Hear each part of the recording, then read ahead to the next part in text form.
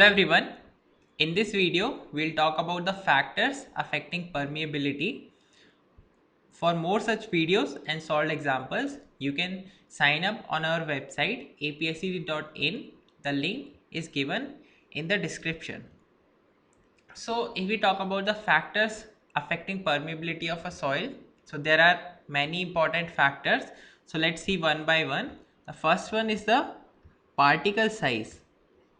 Now, to understand the behavior of particle size on the permeability of soil or coefficient of permeability, we can use the equation given by Alan Hazen. So, this equation was given for clean sands, and as per this equation, the coefficient of permeability can be given as K is equal to C times D10 square. So, C is a constant here which is having a value between 0.4 to 1.2, and an average value of 1 can be taken for that. K is the coefficient of permeability, that is in centimeter per second, and D10 is the effective size of the particle. As you have understood in the grain size distribution, this is the effective size. So in this equation it is in mm. Now from this equation we can see directly that the coefficient of permeability is directly proportional to the effective size of particles for soil. So we can say if the effective size is increasing, that means that the coefficient of permeability or permeability of the soil will also increase. So that means that, what will be the soil for which we'll have more or higher effective size of particles? So if we have a gravel, so compared to a sand, gravel will have higher effective size. Similarly, compared to silt, sands will have higher effective size. So that also shows the order of permeability for these soils. That is, in gravels it will be highest, and if we talk about silt and clay, then that will be minimum. Another variation of this formula is also given as K is equal to 100 D10 square. In this case, K still is in centimeter per second, but D10 here is also in centimeter. In this earlier formula it was in mm. So these are used for approximate calculation of coefficient of permeability.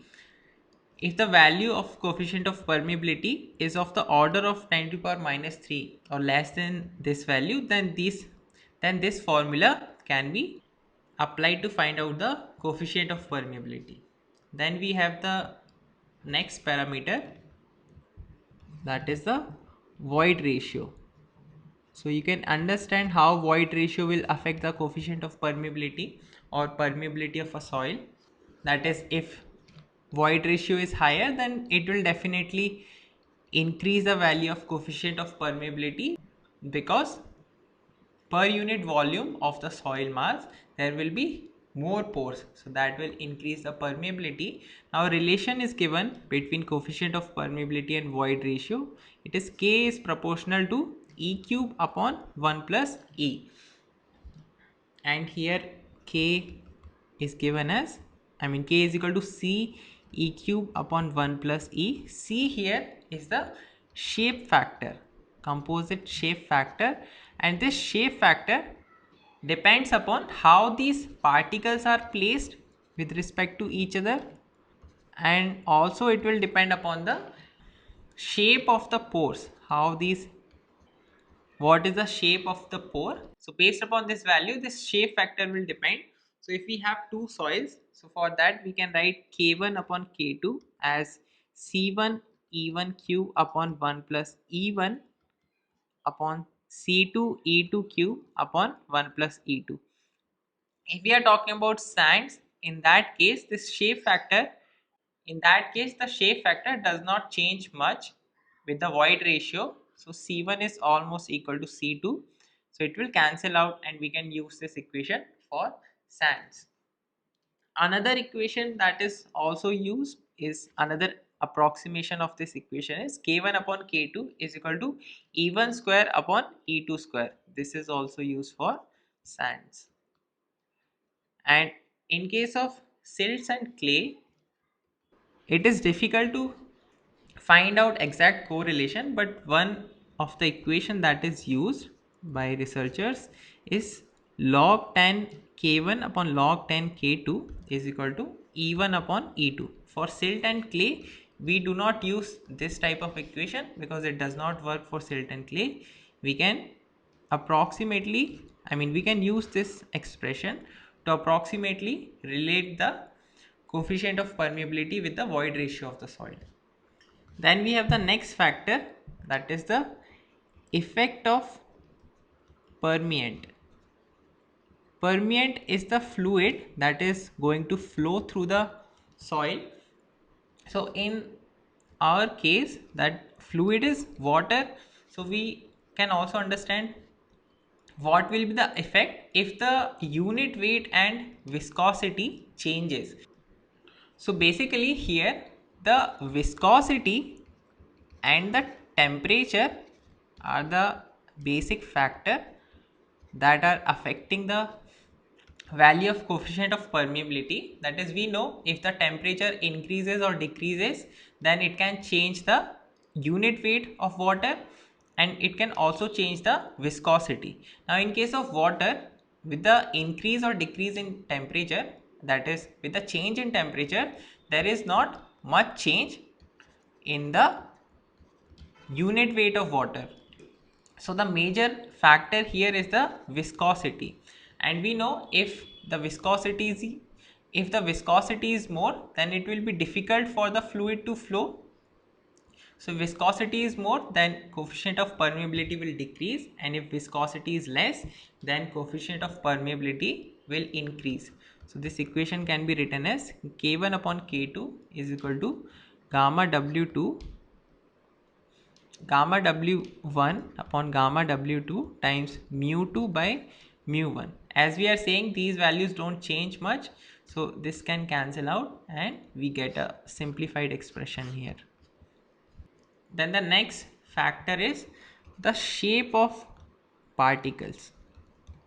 So shape of particles mean if the shape is angular, or if it is round. It can be sub-angular, sub-rounded also. So in this case, we measure the coefficient of permeability with the help of specific area. Specific area means the surface area per unit volume. So it can be calculated as surface area by volume. So coefficient of permeability, it is inversely proportional to the square of the surface area.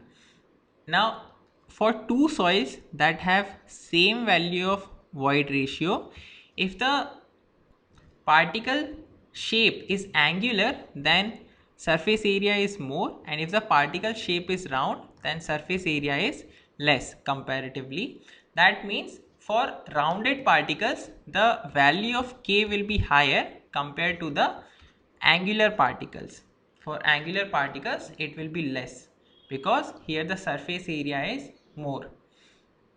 We can relate it to the fact that if more surface area is there, then the water will be coming up, then the water will come in contact with more surface area, and that will be providing more friction, and that can reduce the coefficient of permeability or permeability. Then we have another factor, that is degree of saturation. So if the soil is not saturated, then the value of K is less compared to the soil that is saturated. For saturated soil, it will be higher. If the soil is not fully saturated, then some of these pores are being occupied by the air, and that can restrict the flow of water through these pores. Whereas if it is completely saturated, then water can flow through all the pores. Then the next factor is effect of particle arrangement. So we know these particles can be arranged, the structure can be dispersed or flocculated. So you can also understand how it will affect the permeability. Dispersed structure means that these particles are very well arranged so that the voids that are there will be of smaller size, so the value of E will be less compared to the soil that is having flocculated structure.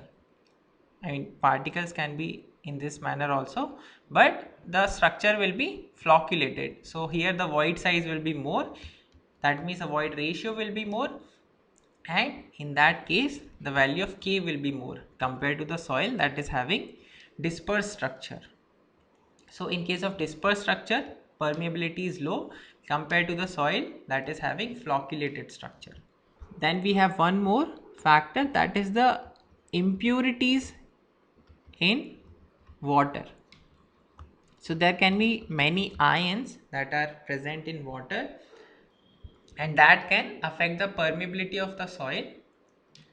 So these clay minerals like montmorillonite or kaolinite, all these minerals can absorb the cations. So we have cations, common cations in soil like potassium, sodium, hydrogen, and there can be calcium. So based upon what is the clay mineral, the value of coefficient of permeability is affected due to the presence of these cations. That is, if we talk about the montmorillonite, and in that case the value of coefficient of permeability, it increases in the following order. That is, if the adsorbed cation is potassium, and if we are comparing it with a soil that has adsorbed cation as calcium, then in this case the value of permeability will be higher compared to this first case where potassium is present.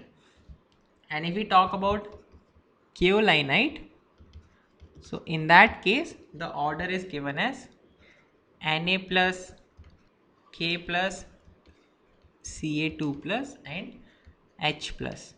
So this is the order in case of kaolinite. Now where we can use this property, so it can be used to control the seepage of water in case of earthen dams. So if we treat the soil with the following ions, then it can affect the permeability. That is, if we treat it with sodium or potassium, then it can considerably reduce the permeability of the soil, and that will reduce the seepage. So for earthen dams, the soil that is placed below the dam can be treated with salty water to reduce the permeability of the soil. So these are the major factors that affect the permeability of a soil. I hope you found this video useful. Please like this video and subscribe to our channel for more informative video, and share this video with your friends.